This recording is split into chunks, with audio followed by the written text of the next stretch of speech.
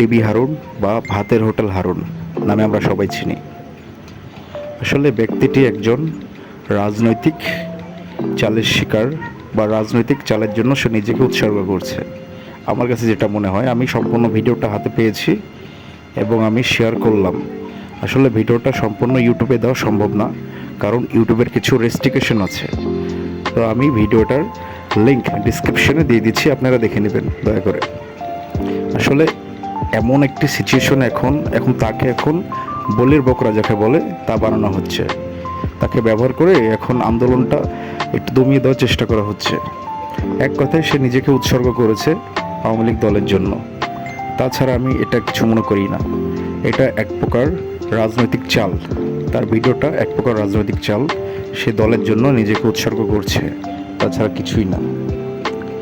আপনারা ভিডিওটি ডেসক্রিপশনে পাবেন।